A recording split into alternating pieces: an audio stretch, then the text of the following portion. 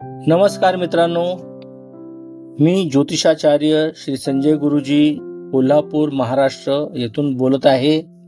आपल्या सर्वांसाठी हा नवीन विषय घेऊन आला आहे। बहुतेक ज्योतिषांना एवढी मेहनत करावी लागत नाही किंवा मेहनत करत नाही, त्याच्यामुळे त्यांना विवाहाच्या संदर्भात फक्त विषोत्तरी दशेचा वापर करतात आणि बाकीच्या गोष्टीचा विचार न करता ते सांगण्याचा प्रयत्न करतात। आज मी तुम्हाला अगदी सहज सोप्या पद्धतीने अष्टक वर्गाचा वापर करून कशा प्रकारे आपण अभ्यास करू शकतो या संदर्भात माहिती देणार आहे। चला तर सुरुवात करूया। ही पत्रिका तुमच्या समोर आहे बघा। या पत्रिकेमध्ये एका जातकाची पत्रिका आहे आणि त्याचं सर्वाष्टक वर्ग कुंडली इथे तयार केलेली आहे। या कुंडलीमध्ये आपल्याला हे पाहावं लागतं की सप्तम स्थानामध्ये किती गुण मिळालेले आहेत। पहिल्यांदा आपण तो विचार करूया, कारण जोपर्यंत हे कळणार नाही की त्या व्यक्तीचं वैवाहिक सौख्य किती प्रमाणात मिळू शकतं, त्याशिवाय आपल्याला पुढे जाता येत नाही। येथे सप्तम स्थानामध्ये कमीत कमी 28 पाहिजे, पण येथे आपल्याला मिळाले 23। ठीक आहे, पूर्णपणे वाईट नाही आहे, मध्यम स्वरूपाची पत्रिका आहे। आता आपल्याला पुढे शोधायचं आहे की याच्यामध्ये आपल्याला 2 भिन्नाष्टक वर्ग लागणार आहेत, एक तर गुरुचे आणि एक तर शुक्राचे। आपण बाजूबाजूला ठेवलेलं आहे। पत्रिकेमध्ये गुरुपासून भिन्नाष्टक वर्ग तयार केलेला आहे, त्याचे अंक दिले आहेत। मेष लग्नाची पत्रिका आहे।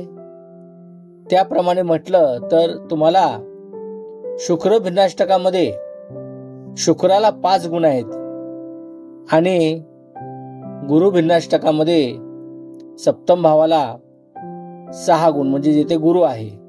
म्हणजे एकंदरीत पत्रिकेमध्ये 8 पेक्षा कमीत कमी 4 असावे, पण इथे शुक्राला 5 मिळाले आहेत आणि गुरुला 6 मिळाले आहेत। याचा अर्थ वैवाहिक सौख्यासाठी पूर्णपणे साथ देत आहे, चांगल्या पद्धतीने साथ देत आहे आणि सांगत आहे की हो, मी वैवाहिक सुख द्यायला तयार आहे।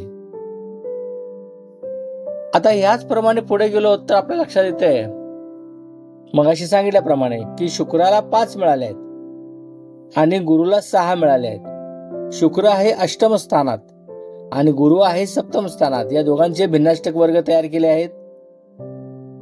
आता आपल्याला पुढे बघायचं आहे की हे सुख आणखीन किती देऊ शकते।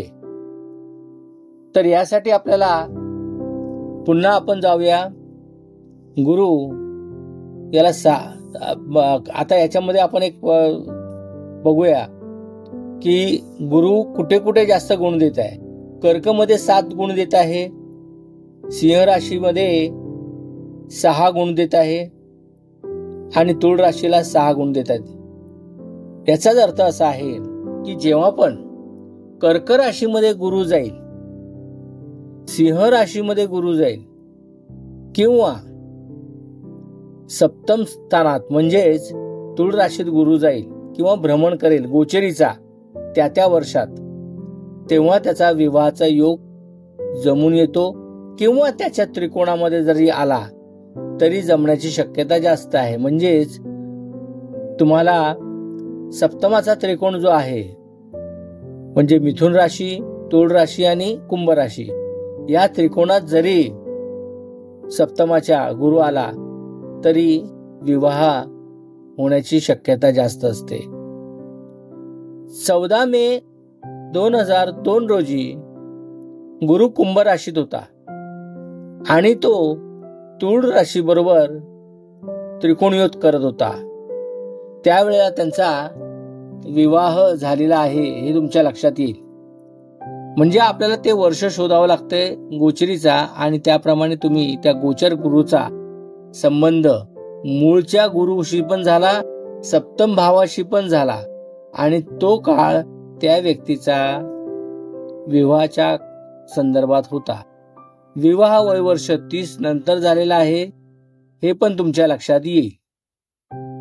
पुढे पाहूया आणि हे शेवटचं स्लाइड आहे बघा। याच्यामध्ये लग्नाचे त्रिकोण दाखवलेले आहेत. लग्न, द्वितीय, तृतीय आणि चतुर्थ यांचे त्रिकोण तयार केले आहेत आणि त्यांची दिशा ठरवलेली आहे. मेष, सिंह, धनु पूर्व दिशा दर्शवते, तर कन्या, मकर, कन्या मकर आणि म्हणजे वृषभ, कन्या, मकर हे दक्षिण दिशा दर्शवते. मिथुन, तूळ आणि कुंभ ही पश्चिम दिशा दर्शवते आणि कर्क, वृश्चिक आणि मीन ही उत्तर दिशा दर्शवते. तर या व्यक्तीचा विवाह ज्या जातकाशी झालेला आहे, ज्या स्त्रीशी झालेला आहे, ती उत्तर दिशेची होती. तर तुम्ही म्हणाल की उत्तर दिशेत अगदी कमी गुण मिळाले आहेत, शुक्राला 13 गुण मिळालेले आहेत. मग हे कसं शक्य झालं की एवढे कमी गुण मिळाले आहेत? एक लक्षात ठेवा, आपण पहिल्यांदा जे पाहिलं, शुक्र हा अष्टमात आहे आणि तो उत्तर दिशा दाखवत आहे. कर्क, वृश्चिक आणि मीन यांची जर बेरीज केली तर बाकीच्या भावाप्रमाणे या भावाला जास्तीत जास्त त्या दिशेला फळ मिळालेले आहेत. म्हणून या व्यक्तीचा जो विवाह झाला तो उत्तर दिशेच्या बाजूने झालेला आहे. सांगण्याचा उद्देश एवढाच आहे की गोचर ग्रह जो आहे तो पहिल्यांदा पाहावा लागेल आपल्याला. इथे बघा, सर्वतोभद्र चक्रामध्ये, सर्वाष्टक चक्रामध्ये 35 गुण हे कुंभ राशीला मिळालेले आहेत. जेव्हा गुरुने त्या राशीतून, लाभ स्थानातून आणि सप्तमाच्या त्रिकोणातून जेव्हा प्रवेश केला तेव्हा ती घटना घडलेली आहे. तसेच तो गुरुच्या त्रिकोणातून गेला गोचरीचा 14 मे 2002 त्यावेळेला, आणि दिशा जी झाली तयार ही 35 हे गुण मिळालेले आहेत. याच्यात न होता जे त्रिकोण तयार झालेलं आहे अष्टमाचं म्हणजे सर्वाष्टकाचं, त्याच्यामध्ये कर्क, वृश्चिक आणि मीन याला जास्त गुण आहेत, त्याप्रमाणे झालेला आहे. तर गोचरीचा गुरु आणि शुक्र हे महत्वाचं आहे. त्याप्रमाणेच त्या व्यक्तीचा विवाह आणि विवाह सुख याची प्राप्ती होते हे दाखवलेलं आहे. तुम्ही पाहिलं का भिन्नाष्टकामध्ये सप्तमाला 6 गुण मिळालेले आहेत, म्हणजे येथे विवाह सुख आहे. पण हे जे गुरु आहे इथे एक लक्षात ठेवण्यासारखं आहे, इथे जे गुरु आलेला आहे हा वैश्विक म्हणजे शारीरिक आकर्षणाचं कारण नसून एक बौद्धिक कारणाने एकत्र आलेले आहेत किंवा जीवन व्यापन करत आहे.